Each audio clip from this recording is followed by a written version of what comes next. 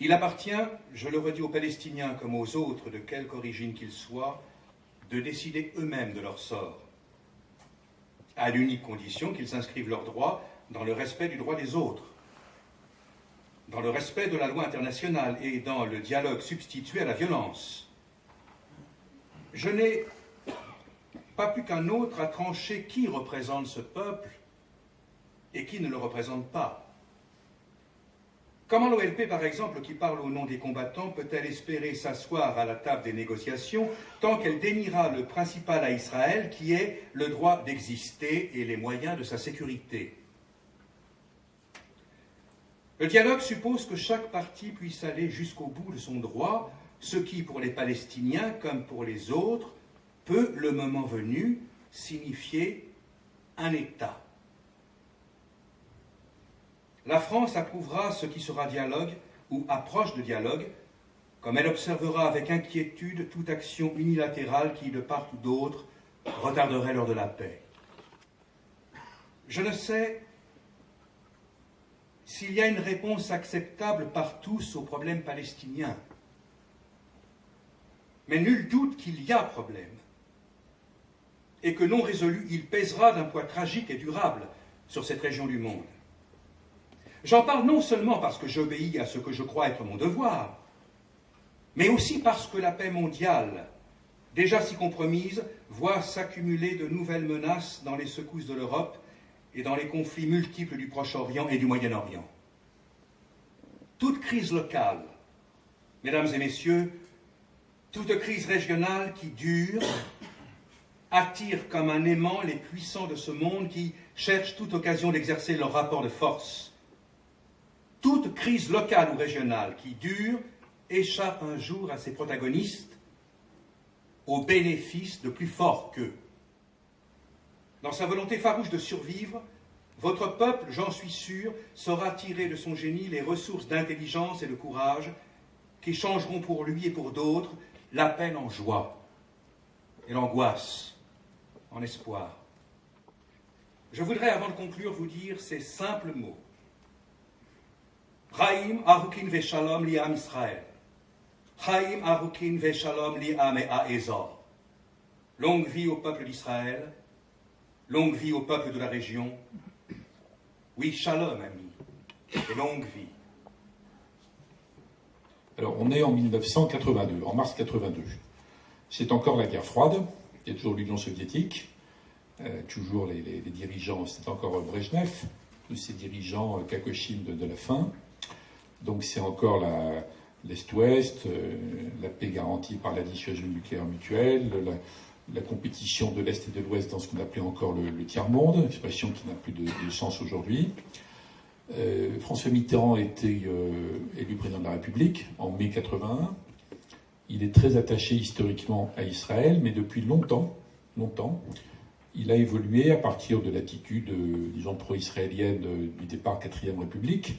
Il a évolué face aux réalités en se disant que Israël a quand même un problème majeur qui est celui de l'occupation des territoires palestiniens depuis 1967. Et même si c'est lié à des mauvaises manœuvres politico-militaires des pays arabes, peu importe, le résultat est là, et que cette occupation est source d'un problème qui va miner même la vocation, l'existence d'Israël.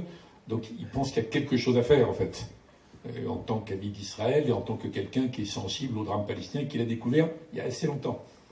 On est en 82, une époque où l'ensemble du monde occidental considère les Palestiniens comme des terroristes, point.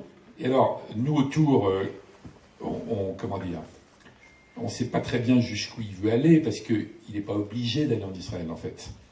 Il veut y aller, mais il n'est pas obligé. Donc on ne sait pas exactement quand il veut y aller, jusqu'où il veut y aller. Donc on lui pose des questions. Et à un moment donné, je lui dis, mais est-ce que vous ne voulez pas attendre que le contexte s'y prête mieux, qu'il n'y ait pas de controverse sur ceci, sur cela? Il me dit, non, au contraire, vous n'avez rien compris, il faut y aller le plus vite possible. Je veux avoir ce voyage derrière moi. Parce qu'il sait très bien qu'il va dire des choses fortes, et des choses qui vont entraîner une réprobation. Il veut l'avoir fait. Donc on prépare, etc. Et ça donne, on arrive à mars 82. En réalité, dans la plupart des cas, il avait une trame, un fil conducteur, il improvisait avec un talent phénoménal.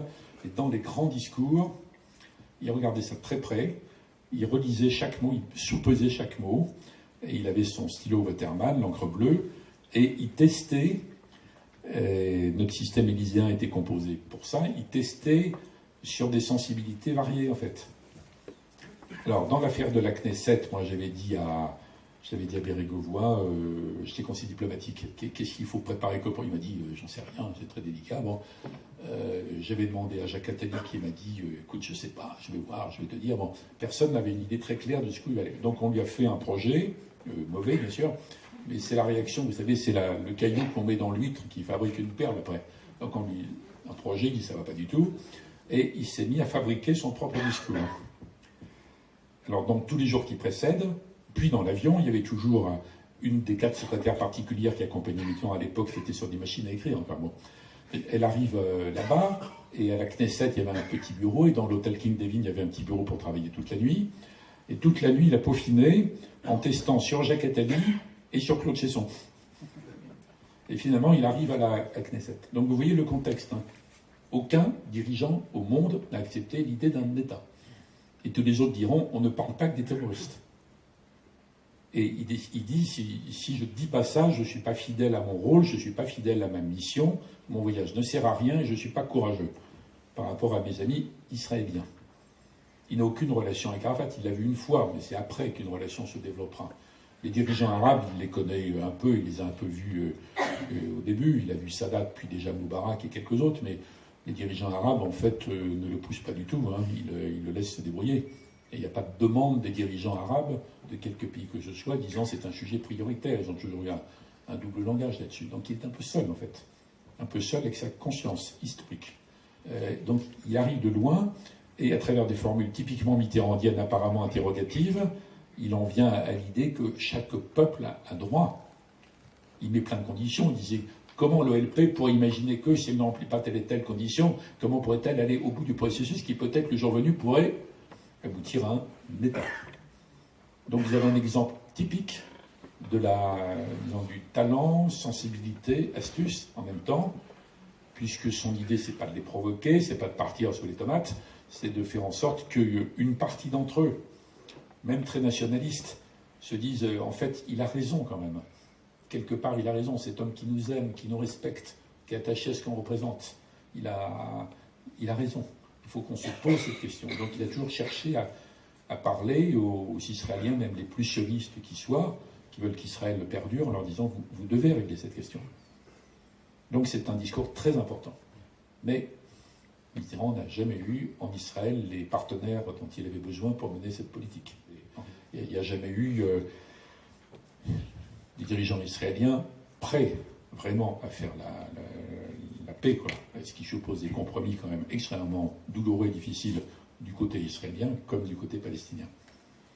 Et pendant toute sa présidence, il sera fidèle à cette ligne. C'est pour ça que c'est des fois un discours, on l'oublie dès qu'il est fini. Bon, là, c'est vraiment un point de repère, vous voyez, qui dure très longtemps.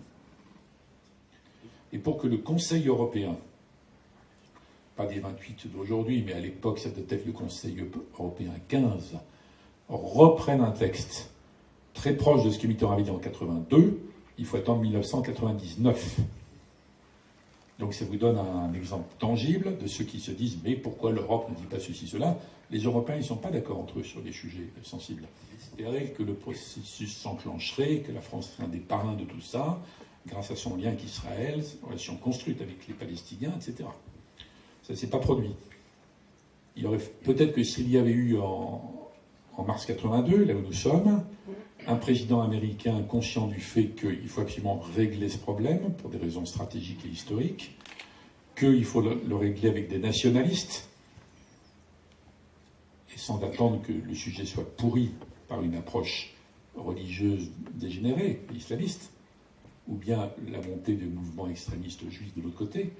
Donc si Mitterrand avait eu un président américain qui soutient ça, et en face Yitzhak Rabin, le grand homme d'Israël des 30 dernières années, qui lui avait compris ça, qui lui, il avait tout à fait compris ce que Mitterrand a dit en 82, et en plus c'était encore plus clair, Yitzhak Rabin ne voulait pas qu'au bout du compte, Israël garde sous sa coupe des millions de Palestiniens plus nombreux que les Israéliens, dans un État binational où les Juifs seraient minoritaires, donc ils sont obligés d'inventer des tableaux tordus pour limiter l'influence des Palestiniens. Et ce que disait Rabin à l'époque, dans les dernières semaines, c'était des choses extraordinaires. Il disait « Je combattrai le terrorisme comme s'il n'y avait pas de processus de paix, et je poursuivrai le processus de paix comme s'il n'y avait pas de terrorisme. » C'est extrêmement intelligent et courageux. Ça veut dire que ce n'est pas les terroristes qui décident, c'est nous.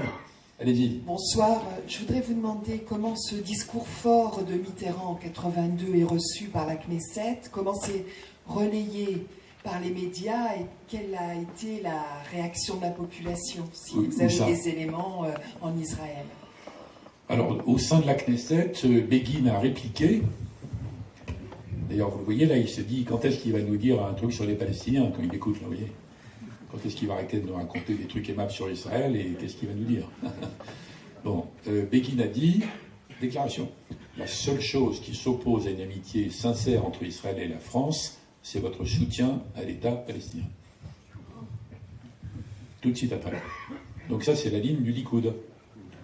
En revanche, les travaillistes, Shimon Peres, vieil ami de François Mitterrand, il disait oui, vous avez raison, à long terme, il faut aller dans cette direction, il faut faire attention, vous l'avez bien dit, bien sûr, mais ça va être difficile pour nous. Enfin, il ne critiquait pas de front, en fait.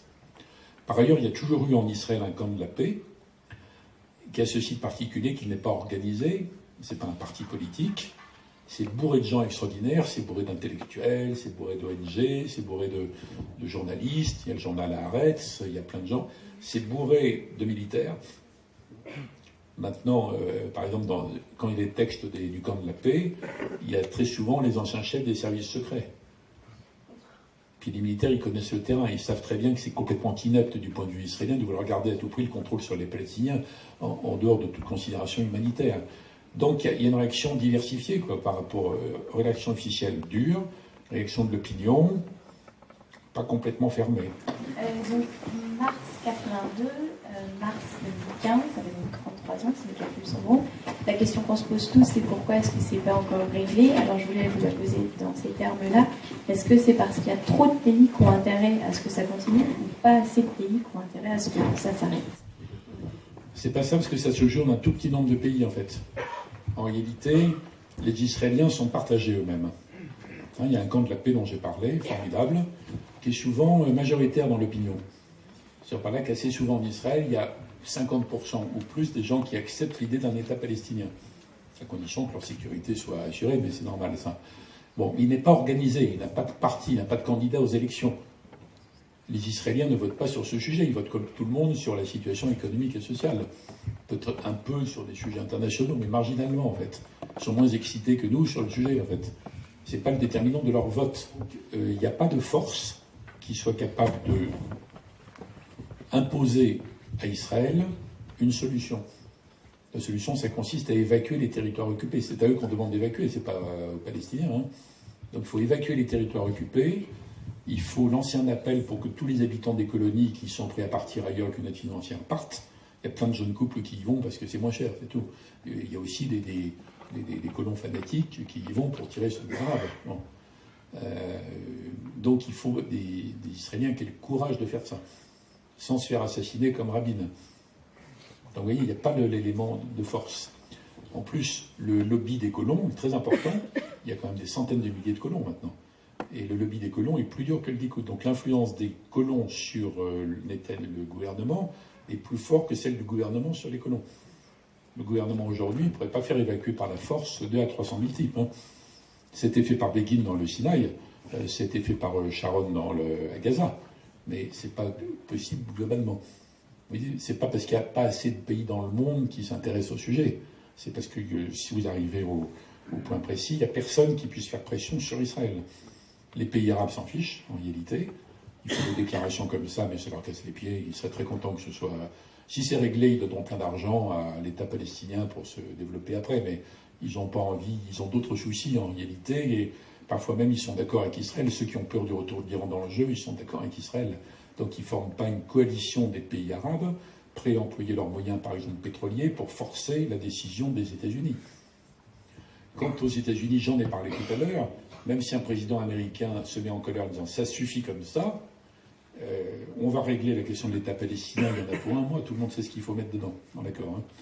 Le président en question, il va être face à une rébellion géante du Congrès qui va quasiment déclencher une procédure d'impeachment.